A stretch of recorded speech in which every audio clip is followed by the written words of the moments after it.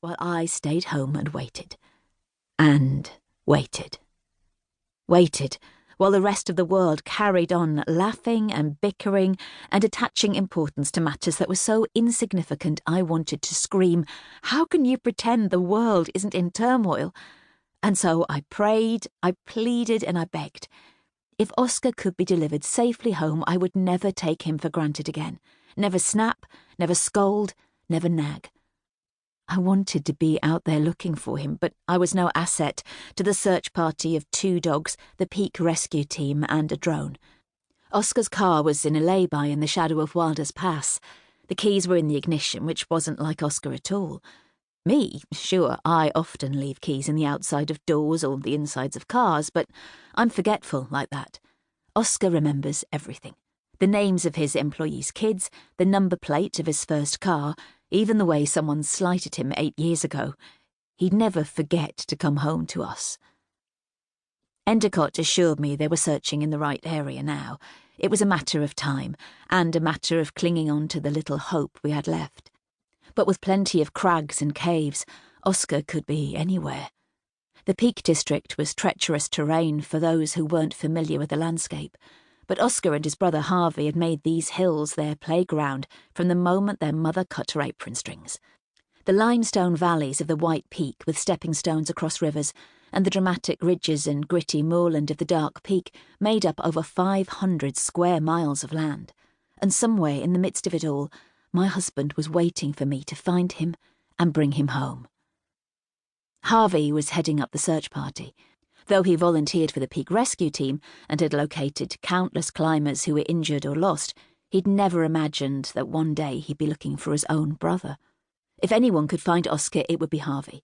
He was the level-headed one of the two.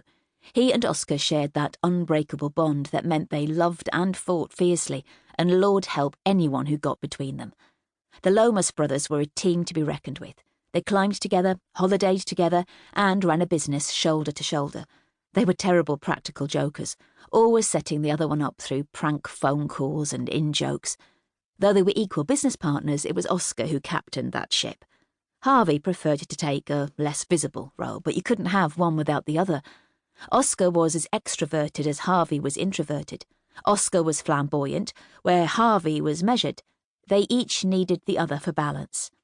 Harvey was the one who talked about projected income and cost-saving measures, while Oscar went after orders they couldn't fulfill and expanded their premises without planning permission.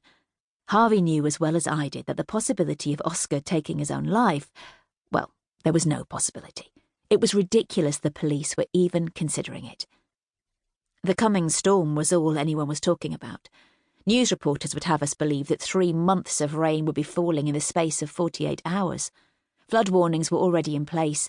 People in picturesque market towns were dragging sandbags into doorways and driveways, buying in extra milk and bread with tins upon tins of store-cupboard essentials. But Oscar knew all of this. We'd watched the news together, commented on how impossible the roads would be.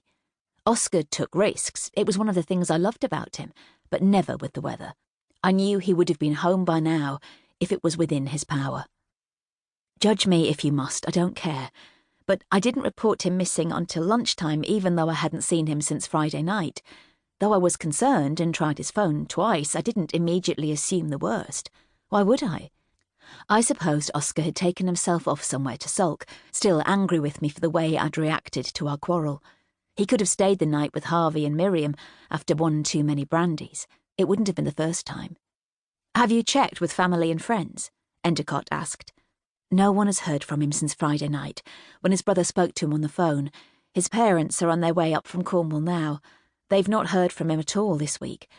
There's not really anyone else to call. They're a tight-knit family. Sorry, not they, I mean we. DC Endicott said I had to be patient, and as anyone who knows me will tell you, patience is something I excel at. There's power in my patience. No one can bide time, fill time, or spend time as I do. Patience brings all good things to bear, and as my father used to say, time has a way of burying your enemies. I'd just taken a dozen lemon and blueberry muffins out of the oven. They were cooling alongside the tray of chocolate brownies. Oscar would be hungry when he came home. I bake. It's what I do. I bake to celebrate, to